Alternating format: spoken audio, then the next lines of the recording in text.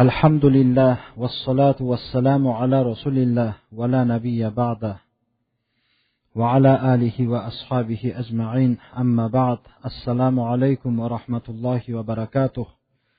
Hurmetli de, qadrli musulmon bavurlar, agayın tuğustar, talabalarımız, mına adetdegidey, her jeksenbidegi sahabalardın ömürü, sahabaların tarixi jönünde peşin namazından keyingi vədə etken suhbatımızda, dərsimizdə bastauğa ruxsat etingizler.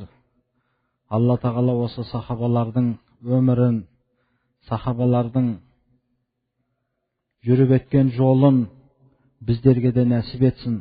Solar atqargan, solar istep ötken amaldardın kişkene bir bölügü bolsa da Allah Tağala bizge nasip etip qalsa, Peygamberimiz sallallahu aleyhi ve sellem'ga degen bizning mahabbatımız, Peygamberimizдің sahabalarına degen mahabbatımız yüreklerimizde küçeyip qalsa degen maksatpen jasalınıp жатқан bir Allah'ның rizашылыгы үшін jasalınıp жатқан iş-şara bolgandan keyin Allah Tağala bizge kuvvat beret dep ümit etemiz inşallah. Bugünkü 3-cü sahabamız Bismillahirrahmanirrahim At-Tufayl ibn Amr ad-Dawsi. Tufayl ibn Amr degen sahaba. Allahumma ij'al lahu ayatan tu'inuhu ala ma yanvi min al-khayri min duai Rasulillah sallallahu aleyhi ve sellem lahu. Peygamberimiz sallallahu aleyhi ve sellem Tufayl ibn Amr'ge bulay dep dua etken eken. Ya Allah, ol üçün bir ayatте bir belgi, mucize dep aytılат, bir belgi bergin ol üçün жақсылықтан ниет қылған нәрсесінің барлығына деп. Yani ol sahaba не bir жақсы нәрселерді ниет қылған болса, сол үшін оған bir жәрдем ретінде, оған bir жәрдем беретін bir белгі бергін деп Пайғамбарымыз саллаллаху алейхи ва саллям дуға жасаған екен ол сахабаға. At-Tufayl ibn Amr ad-Dawsi sayyidu qabilati Dawsin fil jahiliyyati wa sharifun min ashrafil arabil marmuqin wa wahidun min ashabil muru'atil ma'dudin la tanzilu lahu qidrun an nar wa la yusadu lahu babun amama tariqin. Tufayl ibn Amr ad-Dawsi degen sahaba jahiliyat vaqtında, yani Araplardağı İslam dini kelgenge deyingi dәуірді jahiliyat dәуірі дейміз.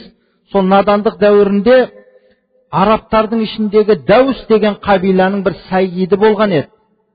Сол қабиланың бетке ұстар бір ұлық адамы болған еді.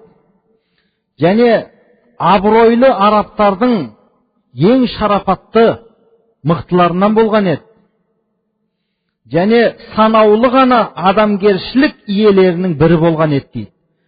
Jahiliyat дәуірінің өзінде де адамгершілігімен танылған ең санаулы абыройлы адамдардың бірі еді. Оның қазаны оттан түспейтін еді. Түнгі қонақ үшін де оның есігі әрқашанда ашық еді дейді. Сондай адамгершілігімен танылған jahiliyat дәуірінің өзінде абыройлы, санаулы арабтардың бірі еді. Дәус деген қабиланың жетекші бір саййиді еді о кісі. Yut'imul ja'i'a wa yu'amminul khaifa wa yujirul mustajira.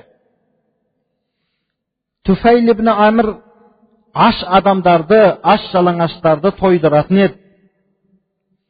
Қорыққан адамдарға амандық беретін еді. Өзінен қорған талап қылған, қорған сұрап келген, қорғау сұрап келген адамдарға қорған болатын адам еді. Бұл әлі исламға дейінгі о кісінің өмірін айтып келе жатырмыз. Wa huwa ila zalika adibun aribun labibun wa sha'irun murhaful hissi raqiqus shu'ur basirun bi hulwil bayani wa murrihi haythu taf'alu fihi al-kalimatu fi'la sihr. Tufayl ibn Amr radhiyallahu anhu сонысына қоса өзінің арабтардың ішіндегі ең абыройлы, ең санаулы оттан қазаны түспеген, қолы ашық, аш-жалаңашты тойдыратын, баршаға пана бола білген қасиетімен қоса өте парасатты бір әдебиетші еді, ақын еді, сезімі өте өткір еді, түйғысы өте нәзік еді, сөздің ащысын да тұщысын да білетін көреген еді. Оның сөздері бір сиқырға ұқсайтын еді дейді. Сондай оның кәлималары аузынан шығатын бір сиқырға ұқсайтын еді. Ол дегені инна минал баяни ла сихрун деп келеді. Кейбір сөздер адам баласын арып, сондай бір өзіне тартатын әдемі сөздерді адамдарды солай деп келтіреді. غادرت طفيل منازل قومه في تهامة متوجها إلى مكة وراح الصراع دائرة بين الرسول الكريم صلوات الله عليه وكفار قريش كل يريد أن يكسب لنفسه الأنصار ويجتذب لحزبه الأعوان. Туфайл ибн Амр Тихама деген жердегі, яғни Дауыс қабиласының мекендеген Тихама деген жердегі өзінің қауымының орнын, яғни өзінің қауымын тастап, Меккеге қарай жүзденіп кетті дейді. Меккеге барып келуге. Сол кезде пайғамбарымыз саллаллаху алейхи ва саллам мен Құрайш мүшриктерінің, кәфірлерінің арасында соғыстың диірмені айналып жатқан уақыт еді дейді. Әрбірі өзінің нәпсісі үшін бір жәрдемшілерді қалайды. Пайғамбарымыз саллаллаху алейхи ва салламда Меккенің әлгі Құрайштың озбырлығынан, Құрайштың әбден өтіп кеткен қиыншылығынан өзіне бір жәрдемшілерді қалайтын еді. Ал Құрайш болса да сол пайғамбарымыз саллаллаху алейхи ва салламның дініне адамдарды өткізбеу үшін абыройлы деген, сөз өтет деген кісілерді қалайтын еді дейді. Міне сондай аласапыран кезде Туфайл ибн Амр өзінің қауымын тастап Мекке қарай жүзденіп кетті дейді. Әлі пайғамбарымыз жайлы еш нәрсе білмейтін кезі. فالرسول صلوات الله وسلامه عليه يدعو لربه وسلاحه الإيمان والحق وكفار قريش يقاومون دعوته بكل سلاح ويسدون الناس عنه بكل وسيلة ووجد الطفيل نفسه يدخل في هذه المعركة على غير أعبة ويأخذ غمارها عن غير قصد. Расулуллах саллаллаху алейхи ва саллам Раббысына дұға қылар еді. Пайғамбарымыздың қару-жарағы оның иманымен хақ дін еді. Ал Меккенің Құрайштың кәфірлері болса, пайғамбарымыздың дінге шақыру дағуатына бүкіл өзінің қару-жарағымен қарсы тұратын еді дейді. Адамдарды пайғамбарымыз саллаллаху алейхи ва салламнан тосатын еді, тыятын еді, қандай бір себеп тауып болса да. Ол сиқыршы да деді пайғамбарымызды, барма оған. Ол біздің ата-бабаларымыздың дінінен сиынып жатқан, өзіміздің ата-бабаларымыздың дінінен қайтарып жатқан бір сиқыршы да деді. Әйтеуір неғып болса да пайғамбарымызға адамдардың еріп кетпеу үшін қандай бір уәсила себеппен болмасын пайғамбарымыздан адамдарды тосып әлек Құрайш. Ал пайғамбарымыз болса хақ дінге шақырып жатыр адамдарды. Сондай бір уақытта Туфайл ибн Амр сондай ұрыс, сондай соғыстың арасына, енді соғыс деп баяндап жатыр ғой бұны. Кәдімгідей қарумен соғыспаса да дағуат жүріп жатыр. Адамдарды пайғамбарымыз хаққа шақырады. Құрайш кәфірлері болса адамдарды пайғамбарымызға ермеуге шақырады. Сондай аласапыран нәрсеге бұл байқамастан қалай кірісіп кеткенін, түсіп қалған өзі де білмеді. Ешбір қаламастан, мына не дейді ана, иірімге қалай сүңгіп кеткенін өзі де білмей қалды Туфайл ибн Амр.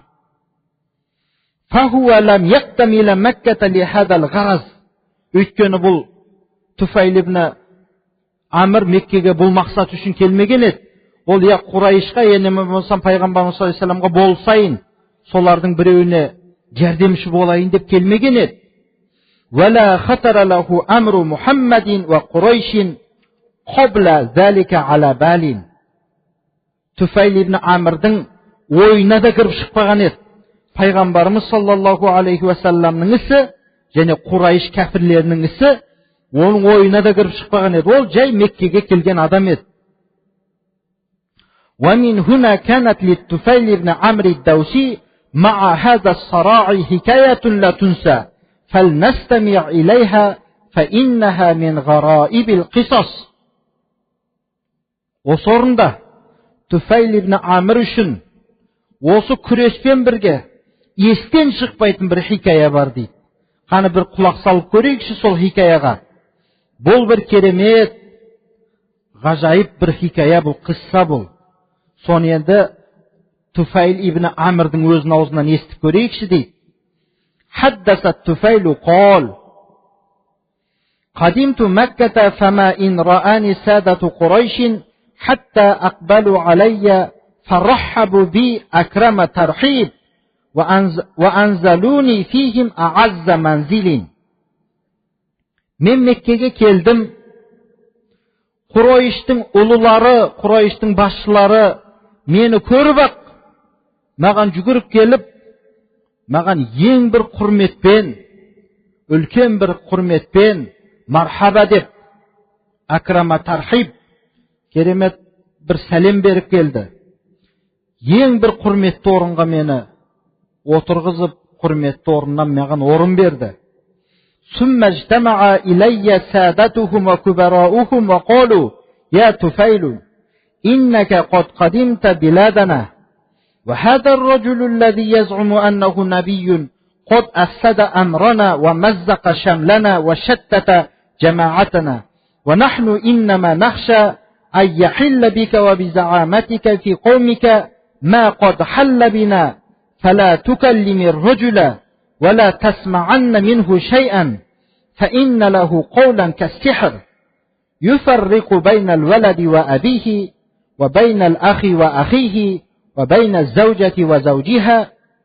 قال الطفيل فوالله ما زالوا بي يقصون علي من غرائب أخباره ويخوفونني على نفسي وقومي بعجائب أفعاله حتى أجمعت أمري على ألا أقترب منه وألا أكلمه أو أسمع منه شيئا. Кейін маған керемет сәлем беріп, мені үлкен бір биік төрге орын, жақсы орыннан орын бергеннен кейін Құрайштың үлкендері, ұлылары, басшылары жиналып келіп маған: "Ей Туфайл, сен біздің қаламызға кеп қалдың. Анау өзім пайғамбармын деп күмән қылып жүрген, өзім пайғамбармын деп ойлап жүрген анау Мұхаммед деп біз пайғамбар саллаллаху алейхи вассаламды айтып жатыр. Біздің істеріміздің барлығын бұзып бітті. Біздің жамағатымызды тарқатты. Бытшын шығарды біздің жамағатымызды. Біз қорқамыз, біздің басымызға түскен нәрсе сенің де ұлылығыңа зияны тиіп кете ме ана қауымыңдағы деп, сенің де басыңа сол іс кеп қалмасын деп қорқамыз біз. Сол үшін сен ана адаммен сөйлеспегін." Қараңыз, азғыруды қараңыз. Одан еш нәрсе естімегін. Өйткені оның сөздері бір сиқырға ұқсайды. Ол бала мен әкенің арасын ажыратып жатыр. Ол аға мен інінің арасын ажыратып жатыр. Ол ер мен әйелдің арасын, ерлі зайыптылардың арасын ажыратып жатыр дейді. Сол кезде Туфайл айтып жатыр: "Аллаға қасам, олар маған ол жайлы, оның керемет ғарып, не дейді, ғажайып істері жайлы айтып жатыр, мені қорқытып жатыр. Оның істерінің ғажайыптығынан менің қауымымды мені қорқытып жатады. Мен сол кезде ойладым" дейді. "Ойымды жинап тұрып айттым" дейді. "Шынында да жақындамай-ақ қояйын сол адамға. Омен сөйлеспей-ақ та қояйын, одан еш нәрсе естімей-ақ та қояйын деп ниет қылдым" дейді. وَلَمَّا غَدَوْتُ إِلَى الْمَسْجِدِ للطواف بالكعبة والتبرك بأصنامها التي كنا إليها نحج وإياها نعظم حشوت في أذني قطنا خوفا من أن يلامس سمعي شيء من قول محمد. Қараңыз, мен солай ойымды жинақтап, онымен сөйлеспеймін де, одан бір нәрсе естімеймін деген оймен Каабаға тауаф үшін мешітке бардым дейді. Тәбәррук үшін, өйткені ол жерде біздің қаж жасайтын санамдарымыз, бұттарымыз тұратын еді дейді. Енді ол жахилият дәуірі ғой. Мен дейді қорыққанымнан екі құлағыма мақта тығып алдым дейді. Анау Мұхаммедтің сөзінің бір сөзі менің құлағыма жетіп қалмасын деп. Қараңыз, надандықты қараңыз. Құлағыма мақта тығып алдым дейді. Өйткені анау Құрайыштың кәфірлері әбден қорқытты ғой. Оның сөзі сиқырға ұқсайды, тыңдама оны. Ол адамдардың арасын ажыратып жатыр деп. Содан қорыққанымнан құлағыма мақта тығып алып, мешітке тауафқа бардым дейді Каабаға. لكني ما إن دخلت المسجد حتى وجدته قائما يصلي عند الكعبة صلاة غير صلاتنا ويتعبد عبادة غير عبادتنا فآثرني منظره وحزتني عبادته ووجدت نفسي أدنو منه شيئا فشيئا على غير قصد مني حتى أصبحت قريبا منه وأبى الله إلا أن يصل إلى السمع بعض مما يقول فسمعت كلاما حسنا وقلت في نفسي. Бірақ мен мешітке кірдім, кіріп-ақ оның пайғамбар саллаллаху алейхи вассаламның намаз оқып тұрған жерде таптым дейді. Ол Каабаның қасында намаз оқитын еді, біздің бірақ намазымызға ұқсамайды дейді. Енді олар бұтқа сиынып жатқан адамдар еді ғой о кезде. Каабаны айналып, әйтеуір жалаңаштанып алып, жахилият дәуірінде не жасамады? Ол бір ғибадат жасайтын еді, біздің ғибадатымызға ұқсамайды. Мені осы көрініс баурап алды. Осы көрініс мені тұтқындап қойды дейді. Оның жасап жатқан ғибадаты мені дірілдетті дейді. Өз нәпсімде мен еш уақытта сезбеген бір керемет нәрсені сездім. Жайлап қалай оның қасына жақындап барып қалғанымды білмедім дейді.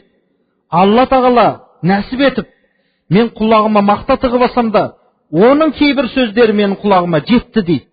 Өйткені Алла тағала мені сондай керемет сөздерден махрум қылмады. Алла қалады, менің құлағыма оның бір керемет әдемі сөздері жетіп қалды.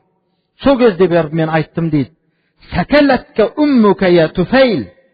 إنك لرجل لبيب شاعر وما يخفى عليك الحسن من القبيح فما يمنعك أن تسمع من الرجل ما يقول فإن كان الذي يأتي به حسنا قبلته وإن كان قبيحا تركته. Сол кезде дейді, енді бұл арабтарда сондай сөз бар. Сәкәләтті уммука дегені, ой анаң сені жоғалтып жылап қағыр деген бір сондай бір сөз бар, жаңағыда бір еркелетіп айтады, сондай бір айтатын. Өзін өзі айтып жатыр ғой, ой анаң сені жоғалтып жылап қағыр, Туфайл. Әлбетте сен бір ақын, парасатты адамсың. Саған жақсы сөз бен жаман сөз ол махфи емес. Жақсы сөзді, жаман сөзді ажырата алатын адамсың ғой сен өзің деп өзін өзі хитап қылып жатыр да. Сені мына адамның сөзіне не тосып жатыр тыңдауға? Мына адамға құлақ салуға сен не тосып жатыр? Сен өзі парасатты адам болсаң, кім болса соның артынан еріп кететін адам емессің ғой. Егер бұл айтып жатқан сөз егер жақсы сөз болатын болса сен қабылдайсың. Ал жаман сөз болса тастайсың ғой. Тыңдай сал деп өз-өзінің нәпсімен сөйлесіп жатыр бұл адам. Қол Туфайл, яғни өзі айтып жатыр. Сумма макасту хатта инсарафа Расулуллахи саллаллаху алейхи ва саллам иля байтихи فتبعته حتى إذا دخل داره دخلت عليه فقلت يا محمد إن قومك قد قالوا لي عنك كذا وكذا فوالله ما برحوا يخوفونني من أمرك حتى سددت أذني بقطن لئلا أسمع قولك ثم أبى الله إلا أن يسمعني شيئا منه فوجدته حسنا فأعرض alayya amrak. Туфайл айтады, кейін біраз тұрып қалдым. Пайғамбарымыз саллаллаху алейхи ва саллям намазын оқып, ғибадатын жасап болғаннан кейін үйіне қарай бұрылып жүріп кете барды. Мен де оның пайғамбарымыздың артынан ілесіп жүрдім. Пайғамбарымыз өзінің ауласына кірді. Мен де кірдім дейді. Кейін айттым дейді: "Я Мұхаммад саллаллаху алейхи ва саллям, әлбетте мынау сенің қауымың, мына Меккедегі қауымың сен жайлы мынандай, анау деген сөздерді айтып жатыр." Енді каза ва каза дегені анау сөздерді айтып жатыр. Аллаға қасам, олар мені үнемі қорқытып келді. Қорыққандығым соншалық екі құлағыма мақта да тығып алдым сенің сөзіңді естімейін деп. Бірақ Алла Тағала оны қаламады.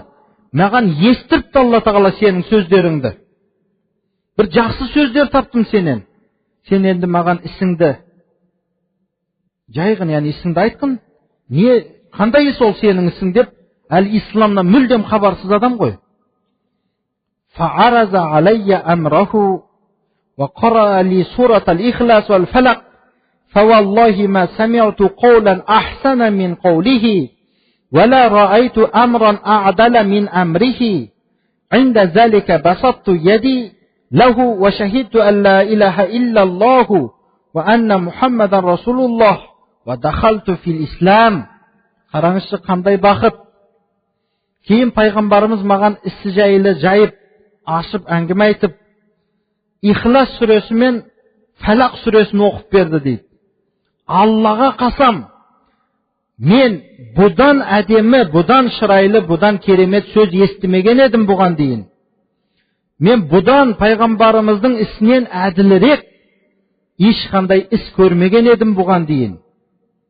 Сол кезде мен қолымды созып, қолымды жайып, пайғамбарымыз саллаллаху алейхи ва салламға кәлима-и шахадатты айтып бердім дейді. Ашхаду ан ла илаха иллаллаху ва ашхаду анна Мұхаммадан абдуху ва расулуху деп, ва дахалту фил ислам, исламға кірдім дейді. Құран-ы Кәримде де бар ғой: астағизу билла ва иннама ятазаккару улул албаб. Алла Тағаланы люб егелері ғана тезірек танып зікір қыла алады. Парасатты адамдар Алла Тағаланы тезірек таниды. Сол үшін де парасатты адамдарға айтылған сөзді олар нәтиже шығара біледі одан. Ақылдымын деген әрбір адам өзін Алла Тағаланы тани алатындай ақылы болмаса, ол ақылды емес. Басқа неге миы жетсе де Алланы жаратушыны тани алмаған адамды біз люб егесі деп айта алмаймыз ол адамды. Улул әлбаб дей алмаймыз ол адамды. قال الطفيل ثم أقمت في مكة زمنا تعلمت فيه أمور الإسلام وحفظت فيه ما تيسر لي من القرآن ولما عزمت على العودة إلى قومي قلت يا رسول الله إني امرؤ مطاع في عشيرتي وأنا راجع إليهم وداعيهم إلى الإسلام فادعوا الله أن يجعل لي آية تكون لي عونا فيما أدعوهم إليه فقال اللهم اجعل له آية فخرجت إلى قومي حتى إذا كنت في موضع مشرف على منازلهم وقع نور فيما بين عيني مثل المصباح فقلت اللهم اجعله في غير وجهي فإني أخشى أن يظنوا أنها عقوبة وقعت في وجهي لمفارقة دينهم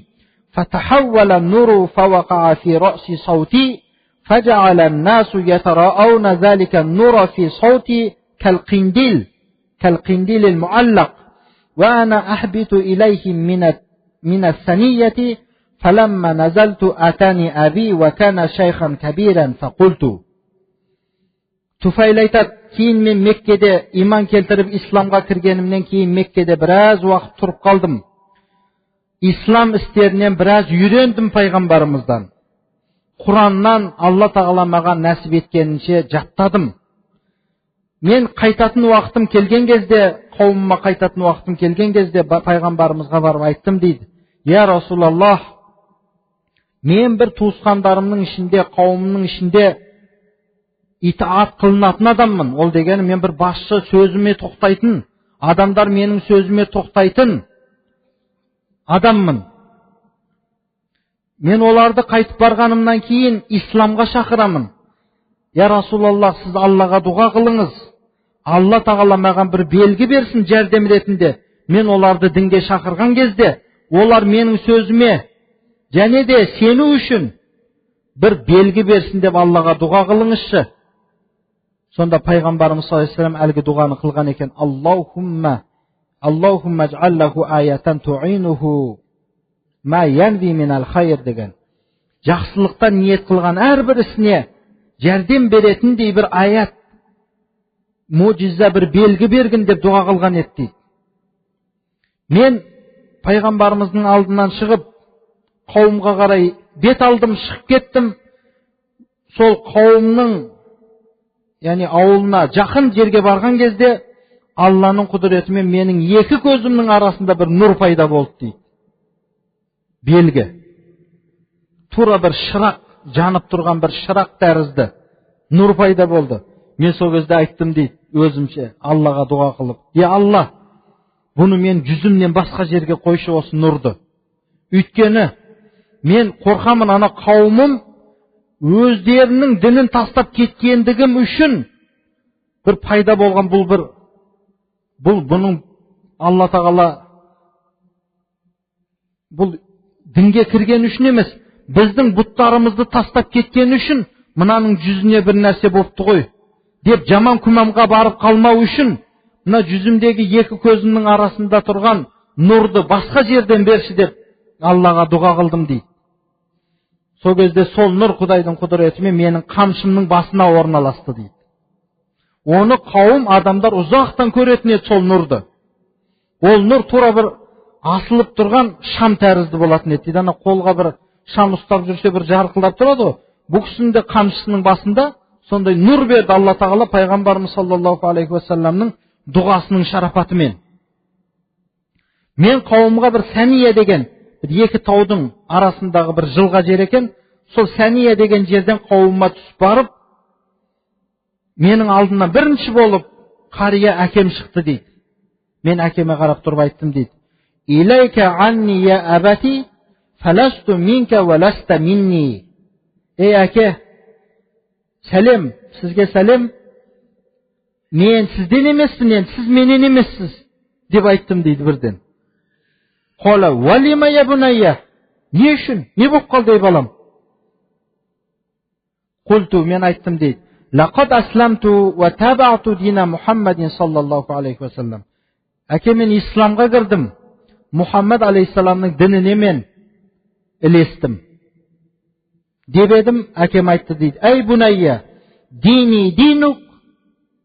Ей балам, сенің дінің менің дінім деп айтты дейді. Қараңыз, қалай әкесіне де Алла тағала хидаят берді. Өте парасатты адамдар екен да.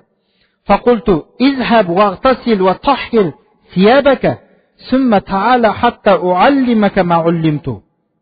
Олай болса, барыңызда жуынып, киімдеріңізді пәктеп келіңіз. Өзіме үйретілген нәрселерден сізге де үйретейін ислам істерінен дедім дейді. فذهب فاغتسل وطهر ثيابه ثم جاء فعرضت عليه الإسلام فأسلم. Әкем айтқандай-ақ, мен айтқанымды орындап, жуынып, киімдерін тазаланып келіп, мен оған исламды үйреттім, ол исламға кірді дейді. ثم جاءت زوجتي فقلت إليك عني فلست منك ولست مني. Әйеліме де айттым дейді: "Сен менен емессің, мен сенен емеспін." Қолат, валима би аби анта ва умми. Не болып қалды? Ата-анам сізге пида болсын. Не болып қалды? Не үшін дегенде мен айттым дейді: "Фаррақа байни ва байнаки ал-ислам. Фақад асламту ва табаату дина Мұхаммадин саллаллаху алейхи ва саллама." Қолат, фадини динук.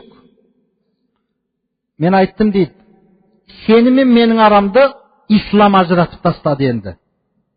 Мен Мұхаммад алейхиссаламның дініне кірдім." Деп едім, әйелім де бірден: "Сіздің дініңіз менің дінім" деп. Өте бір жаңа шынында да абыройлы адам ғой. Алла хидаят бермеймін десе, оның әйеліне де әкесіне де хидаят бермес еді. Біраз тартысатын еді, айтысатын еді. Ақмақсың дер еді, басқа дер еді. Жоқ, бірден хидаят берді.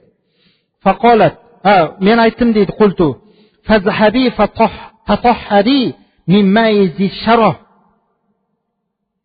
Сен барып жақсылап жуынып, тазаланып, анау зишара деген жердің суынан шомылып келгін деп айттым дейді. Әдейі айтып тұр бұны. Зишара деп, Даус қабиласының бұттары тұратын жер екен. Тау бар екен, соның басынан бір су ағып түседі екен. Сол кезде, сол дауыстықтар сол суға барып шомылуға қорқады екен, өйткені анау басында тұрған бұт маған бір зиян жеткізем екен деп. Қолат, фақолат, әлгі әйелім айтты дейді. Би әби әнті ва үмми атақша ала субияти шайан мен зи шаро. Атанам сізге пида болсын, отағасы дейді ғой. Балаларыңыздан қорқпайсыз ба, зи шаро, бұт оларға бір зиян жеткізеді деп қорқпайсыз ба? Мен қалай оған суына барып түсем? Фақулту, мен айттым дейді. Таббан лаки вали зи шаро. Сен де құрып кет, зи шаро да құрып кетсін дегені ғой енді ол. Табба дегені құрысын дегені ғой. Құлту лаки, мен айттым дейді оған. Изхаби вағтасили хунака баида ани нас. Ва ана заминун лаки алла яф'ала хазал хажарул аснаму шай'ан. Мен оған айттым дейді, анау адамдар ұзақ тұрған, адамдардан ұзағырақ барып жуына бер. Мен кепілмін, саған еш нәрсе болмайды. Балаларымызға да сағандан қатып тұрған тас ол ештеңе жасамайтынына мен кепілмін, бар қорқпай шомылып келе бер деп айттым дейді. Фазахабат фағтасалат сумма жаат фааразту алайхал ислама фааслямат. Әйелім де тура әкем сияқты барып жуынып, тазаланып келді. Мен оған исламды үйреттім. Ол да исламға кірді дейді. Енді сумма дауту даусан. Енді мен Даус қабиламды, қауымымды мен енді исламға шақыра бастадым. Фаабтау алайя илля аба Хурайрата. Фақад кана асрa'ан наси исламан. Асықпады дейді менің қауымым дінге кіруге. Тек қана Абу Хурайра ғана асықты дейді. Демек, осы жерден тағы да біз білеміз, пайғамбарымыз саллаллаху алейхи ва салламнан ең көп хадис риwayat еткен Абу Хурайра да Даустық екен де, ол кісіде. Ол да Даус қабиласынан екен. Сол ғана адамдардың ішінде асығып исламға кірді дейді. Ал менің қауымым исламға кірмеді, асықпады дейді. Қолат Туфайл فجئت رسول الله صلى الله عليه وسلم بمكة ومعي أبو هريرة فقال للنبي عليه الصلاة والسلام ما وراءك يا طفيل فقلت قلوب عليها أكنة وكفر شديد لقد غلب على دوس الفسوق والعصيان فقام رسول الله صلى الله عليه وسلم فتوضأ وصلى ورفع يده إلى السماء فقال أبو هريرة فلما رأيته كذلك خفت أن يدعو على قومي فيحلكوا فقلت وقوماه لكن الرسول صلوات الله عليه جعل يقول اللهم اهد دوسا اللهم اهد دوسا اللهم اهد دوسا ثم التفت إلى الطفيل وقال ارجع إلى قومك وارفق بهم وادعوهم إلى الإسلام. Туфайл айтып жатыр, мен енді қауымымды дінге шақырып, қауымым асыға қоймады, бірақ Абу Хурайра ғана асығып дінге кірді. Мен қайтадан пайғамбарымыз саллаллаху алейхи ва салламға Меккеге бардым дейді. Менімен бірге Абу Хурайра бар еді. Маған пайғамбарымыз алейхиссалам айтты дейді, қауымыңда не болып жатыр, ей Туфайл? Не хабар дегені ғой, не хабар бар ана жақта? Мен айттым дейді, сондай бір жүректер, ол жүректерге бір күфірлік толып қалған, кек ыза толып қалған бір қауым қалып кетті артымда. Даус қабиласына фысық, яғни фасықтық, исиян, күнәһарлық оларды жеңіп шықты. Дінге шақырып едім, олар дінге кіре қоймады деп пайғамбарымыздың алдына келіп тұр ғой. Сол кезде пайғамбарымыз саллаллаху алейхи ва саллам дәретін алып, 2 рәкат намаз оқып, аспанға қолын көтеріп, дұға жасай бастады дейді. Туфайлдың қасында тұрған Абу Хурайра айтады, сол көріністі көрген кезде мен қатты қорықтым дейді. Пайғамбарымыз саллаллаху алейхи ва саллам бүкіл Даус қабиласына бір жаман дұға жасап, бүкіл Даус қауымы қырылып кете ме деп қорықтым дейді. Бірақ Сөйтіп тұр, мен айттым дейді, уа қаума, ой қауымыма, енді не болатын болдың, күнің не болатын болды деп уайымдай бастадым дейді Абу Хурайра. Сол кезде пайғамбар саллаллаху алейхи ва саллям олай істемеді, бәлки дейді айтты дейді, Аллахумма хди Даусан, я Аллах, Дәус қабиласына хидаят бере көргін. Я Аллах, Дәус қабиласына хидаят бере көргін. Я Аллах, Дәус қабиласына хидаят бере көргін деп дұға жасап жатты дейді пайғамбарымыз алейхиссалам. Кейін бұрылып Туфайлге қарап айтты дейді, барғын енді қауымыңа, оларға өте жұмсақ болғын, исламға шақырғын оларды деп айтты дейді. Қалат Туфайл, фалам азал би арди Дәусин ад'ухум илал ислам, حتى هاجر رسول الله صلى الله عليه وسلم إلى المدينة ومضت بدر وأحد والخندق فقدمت على النبي صلى الله عليه وسلم ومعي 80 بيتا من دوس أسلموا وحسن إسلامهم فسر بنا رسول الله صلى الله عليه وسلم وأسحم لنا مع المسلمين من غنائم خيبر. Туфайл айтып жатыр, мен Даус жеріне барып исламға шақыра бастадым. Сол заматта пайғамбарымыз саллаллаху алейхи ва саллям Алланың әмірімен Мәдина қаласына хижрат жасап кетті. Бәдір соғысы өтті, Ухуд соғысы өтті, Хандақ ғазаты өтті. Мен пайғамбарымыз саллаллаху алейхи ва саллямға Мәдинаға бардым. Менің қасымда Даус қабиласынан 80 үй исламға кірген еді дейді сол кезде. Жүректері күфірлікке толып қалған 80 үй пайғамбарымыздың дұғасының шарапатымен бірнеше уақыттан кейін Туфайлмен бірге пайғамбарымыз саллаллаху алейхи ва салламның алдына барды. Пайғамбарымыз қатты қуанды. Анау Хайбар соғысынан түскен өлжадан мұсылмандармен бізге де барған бүкіл дауыстықтарға үлестіріп берді дейді пайғамбарымыз. Фақулна, сол кезде біз айттық дейді, я Расулаллах, идж'ална майманатака фи кулли ғазватин тағзуха вадж'ал ши'арана мабрур. Сол кезде біз айттық дейді, я Расулаллах, әрбір соғыста сіз ғазат қылатын, әрбір соғыста мүшриктермен болған, бізді оң қанатыңызда ұстап жүріңізші, біздің туларымыз сіздің қасыңызда болсын деп пайғамбарымызға өтініш айттық дейді.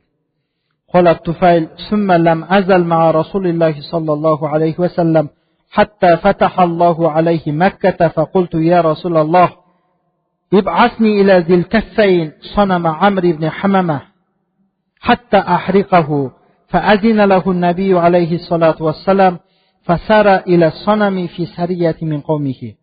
Кейін пайғамбарымыз саллаллаху алейхи ва салламмен үнемі бірге жүрдім. Пайғамбарымыз саллаллаху алейхи ва салламға Алла тағала Меккені фатх қылды. Мен сол кезде пайғамбарымызға айттым дейді, я Расулаллах, мен анау Зилкаффейн деген жерге жіберіңізші, бар бұттарын тасталған шығарып өртеп келейін деп айттым дейді. Өзінің бір қауымының сыйынатын бір бұттар екен да. Пайғамбарымыз маған izin берді, рұқсат берді.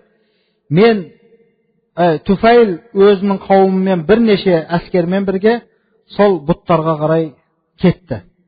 فلما بلغه وحم بإحراقه اجتمع حوله النساء والرجال والأطفال يتربصون به شر وينتظرون أن تسعقه صاعقة إن هو نال ذا الكفين بضر لكن الطفيل أقبل على الصنم على مشهد من عباده وجعل يسرم النار في فؤاده وهو يرتجز يا ذا الكفين لست من عبادك ميلادنا أقدم من ميلادك إني حشوت النار في فؤادك. Туфайл барып әлгі бұттарға от қоямын деген кезде айналасында адамдар, ерлер, әйелдер, балалар жиналып күтіп тұрып дейді. Ана бұтқа қазір Туфайл от қоятын болса, сол бұт бұған бір жамандық жасайтынын күтіп тұрды дейді. Бірақ олар қайдан білсін? Зәл-Каффайн деген тас ешқандай жамандық жеткізе алмайтынын. Сол кезде Туфайл бұтқа барып тұрып, сол бұтқа сыйынатындардың көзінше дейді. Бұттың құлдарына деп тұрды. Бұттың әлгі көкірек тұсына отты қойып жатып, ол бір өлеңдететін еді дейді. Я Зәл-Каффайн ласту мин убадика. Ей Зәл-Каффайн, мен сенің құлыңнан емеспін. Мен сенің құлыңнан емеспін. Миладуна aqdamu min miladika. сенің туылған жылыңнан менің туылған жылым алдынырақ дейді. Қараңызшы, арабтарда қандай надандық болды. Өздері үлкен, жастары. Бірақ құдайларын өздері қолымен жасап алады екен да. Мына соны өлеңдетіп айтып жатыр. Сенен менің жасым үлкен дегені ғой. Сенің туған күніңнен менің туған күнім бірінші келеді дегені ғой. Инни хашаутун нара фи фуадика. Мен сенің жүрегіңе от салып жатырмын, от құйып жатырмын, от жағып жатырмын деп рахаттанып әндетіп тұрып, әлгі бұтты өртеді. Вама ин илтахаматин нару as-sanama hatta iltahamat ma'aha ma tabaqqa min ash-shirki fi qabilati Daws fa aslama al-qawmu jami'an wa hasuna islamuhum. Әлгі от бұтты жоқ қылды, жермен жексен етіп, тура сол бұтпен бірге Даус қабиласынан болған ширктің де қалған қалдықтары жоқ болды дейді. Бүкіл қабила дінге кіріп, исламдары олардың бір керемет исламда болды дейді. ظل الطفيل بن عمرو الدوسي بعد ذلك ملازما لرسول الله صلى الله عليه حتى قبض النبي صلى الله عليه وسلم إلى جوار ربه ولما آلت الخلافة من بعده إلى صاحبه الصديق وضع الطفيل نفسه وسيفه وولده في طاعة خليفة رسول الله صلى الله عليه وسلم. Туфайл ибн Амр бұл оқиғалардан кейін, Меккені фатхынан кейін, пайғамбарымыз саллаллаху алейхи уассаламның жанында көлеңкесіндей болып үнемі бірге жүрді. Пайғамбарымыз саллаллаху алейхи уассалам Раббысының құзырына кеткенге дейін дейді. Кейін халифалық пайғамбарымыздан кейін пайғамбарымыздың сахибі Абу Бәкір Сиддиқ разияллаху анхудың қолына өткеннен кейін Туфайл өзінде, қылышында, баласында халифаның жолында, діннің жолында халифаның итаатына қылды. Жаным пида, балам пида деп халифамен бірге жүрді. وَلَمَّا نَشِبَتْ حُرُوبُ الرِّدَّةِ نَفَرَ الطُّفَيْلُ فِي طَلِيعَةِ جَيْشِ الْمُسْلِمِينَ لحرب مسيلمة الكذاب ومعه ابنه عمرو وفيما هو في طريقه إلى اليمامة رأى رؤيا فقال لأصحابه إني رأيت رؤيا فعبروها لي. Керемет бір оқиғаны баяндайды мына жерде. Пайғамбарымыз саллаллаху алейхи уассаламнан дүниеден өтіп, халифа Хазрет Абу Бәкір Сиддиқ разияллаху анху болып қалған кезде неше түрлі оқиғалар болды. Соның ең үлкені бірі ридда. Адамдардың діннен шығуы көбейіп кетті сол кезде. Мүсәйләмәтул Кәззаб деген жалған пайғамбар шықты. Сол ридда оты тұтанған уақытта дейді, Туфайл мұсылмандармен бірге сол мұсылмандардың алдында Мүсәйләмәтул Кәззабқа соғыс ашып шығып, қасында өзінің ұлы Амр болды. Ол жолда келе жатып Ямама деген жерде бір түс көрді. Сол түсін өзінің қасындағы достарына, серіктеріне айтып берді. Ол былай дейді: мен бір түс көрдім, соны маған бір табир жасап беріңдерші. Яғни бізде не дейді? Жорып беріңдерші мен түсімді дейді. Фақолу ва ма раайта. Достар айтты дейді: не түс көрдің деп. Қола раайту анна раси қад хулиқа وأن طائرا خرج من فمي وأن امرأة أدخلتني في بطنها وأن ابني عمرا جعل يطلبني حسيسا لكنه حيل بيني وبينه فقالوا خيرا. Сол кезде мен айттым дейді. Туфайл айтып жатыр, түсін айтып беріп жатыр. Түсімде көрдім, менің басым, шашым тықырланып алынған екен дейді. Bir құс менің аузымнан ұшып шықты дейді. Bir әйел мені өзінің ішіне кіргізіп алды дейді. Менің балам Әмір мені тез іздейді, бірақ таппай қалды. Менің арам мен оның арасы ажырап кетті. Деген кезде сахабалар жақсылыққа жорып, фақолу хайра, бұл жақсылық қой деп жорығанда фақола Туфайл айтқан екен: Амма ана валлахи лақад аввалтуха. Аллаға қасам, мен өзім де бұл түсті жорыдым. Енді айтып берейін мен сендерге деп достарына айтқан екен. Амма халқу раси фазалика аннаху юқта. Менің басымның, шашымның тықырлап алынуы, бұл менің басымның алынуы деді. Ва амма тайру аллади хаража мин фами фахуа рухи. Менің ана аузымнан шығып кеткен құс, ол менің рухымның шығуы деді. Ва амма ал-мар'ату аллати адхалатни фи батниха фахия ал-арду тухфару ли удфану фи жауфиха ва инни ла аржу ан уқтала шахидан. Ана өзінің ішіне мені кіргізіп алған әйел, ол жер еді. Маған қазылған ол қабір еді. Мен сол жерге жерленемін. Мен әлбетте шахид болып өлуді қалаймын, үміт етемін деп өзінің түсін өзі жорыған екен бұл кісі. Wa amma talabu ibni li fahuwa ya'ni annahu yatlubu ash-shahadata allati sa'ahza biha idza azina Allah lakinnahu yudrikuha fima ba'du. Ал енді менің балам мені іздеп таппай қалуы, ол да тура мен сияқты шахидтікті талап қылып жүр. Мен сол шахидтікпен несібелендім. Иншалла менің балам да сол шахидтікпен несібеленеді, бірақ бүгін емес, кейінірек дейді. Қараңыз, жанын ислам үшін беруді қараңыз. Но қандай бізге өрнек? Ва фи ма'ракати al-yamamati أبلى الصحابي الجليل الطفيل بن عمرو الدوسي أعظم البلاء حتى خر سريعا شهيدا على أرض المعركة. Ямама деген жерде болған Ридда, әлгі Мусайлама Каззабпен болған соғыс. Сол жерде ұлы сахаба Туфайл ибн Амр ад-Дауси үлкен бір батырлық, үлкен бір қаһармандық көрсетіп, сол соғыс жерінде шахид болып өлді. وأما ابنه عمرو فما زال يقاتل حتى أسخنته الجراح وقطعت كفه اليمنى. Ал баласы Амр болса, ол да сол жерде бір жан кескілескен соғыста оның жарақат әлсіретті, оның бір қолы қылыш соғып түскен еді дейді. فعاد إلى المدينة مخلفا على أرض اليمامة أباه ويداه. Ұлы Амр, баласы Амр, Мәдинаға Ямаманың жерінде әкесі мен бір қолын қалдырып кетті дейді. وفي خلافة عمر بن الخطاب دخل عليه عمرو بن الطفيل فأوتي للفاروق بطعام والناس جلوس عنده فدعا القوم إلى طعامه فتنحى عمرو عنه فقال له الفاروق ما لك لعلك تأخرت عن الطعام خجلا من يدك فقال أجل يا أمير المؤمنين.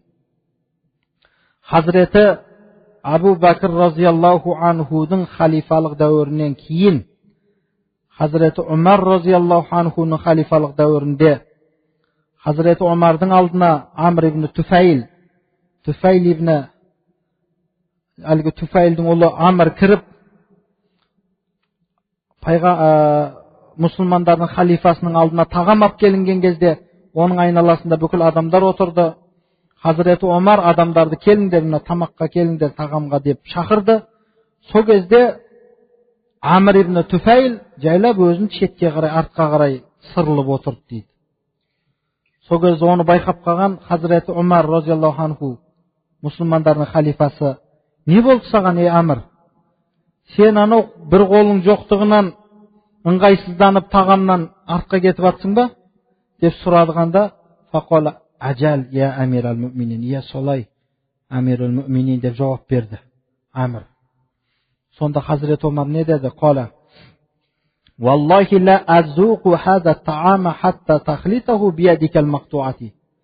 Аллаға қасам, мен мына тағамнан дәм татпаймын, сен ана кесілген қолыңмен сол тағамды араластырмасаң деді. Валлахи ма фил қауми ахадун бa'духу фил джаннати илля анта юриду бизалика ядаху. Хазіреті Омар айтып жатыр: Аллаға қасам, қауымда бағзы кейбір қысымы жәннатта болған, сенен басқа адам жоқ деді. Сөйтсек Амр ибн Туфайлдың қолының өз жәннатта екен да. Жәннатта денесінен бір қысымы болған, сенен басқа адам жоқ деп, onun қолын назарға алып сөйледі Hazret Omar. Zalla hulumu shahadati yaluhu li Amr منذ فرق أباه فلما كانت معركة اليرموك بادر إليها عمرو مع المبادرين وما زال يقاتل حتى أدرك الشهادة التي مناه بها أبوه رحم الله الطفيل بن عمرو الدوسي فهو الشهيد أبو الشهيد. Amr ibn Tufaylga de shahadat tusi uniyami kirib yurdi deydi, shahidlik tusi. Yarmuk degan so'g'isda Amr so'g'isga atlanuvchilarмен birga attandi. So'g'isib yurib, ol da shahadatlikka jetdi, shahidlikka. Ol shahidlikni onun akesi armandab ketgan edi deydi. Balam da shahid bo'ladi. Men nesibelengen shahidlikpen balam da nesibelenedi deb ketgan edi. Allah Taala Tufayl ibn Amr ad-Dawsiyga rahmetsin. Ol o'zi shahid edi, ya'ni shahidning akesi edi deydi. Qarangchi. Fa huwa shahid va abu shahid. Ol o'zida shahid edi, ya'ni shahidning akesi edi deydi. Mana Tufayl ibn Amr ad-Dawsiy degan sahobaning umri o'sha ekan, hurmatli jamoat. Biz bu sahobalarning umrin, bu sahobalarning boshidan o'tgan tarixini o'qib turib, yuragimiz o'rnidan julinib kete jazdaydi. O'ng'ay emas. Alloh taolo o'sha o'qib жатқан ulu sahobalarning umrlarida, kitobdan o'qib жатқан yerlarimizda kichkina bir qateliktер bo'lsa Alloh kechirsin deb biz umid etamiz. Өйткені bunday ulu odamlarni tilga aludың o'zi o'ng'ay emas ekan. Кейбір bir kishilar bo'lgan ekan, Muhammad sallallohu alayhi va sallam deу үшін жаңадан барып дәрет алып келіп, одан кейін ғана пайғамбарымыздың атын аузымен айтады екен. Біз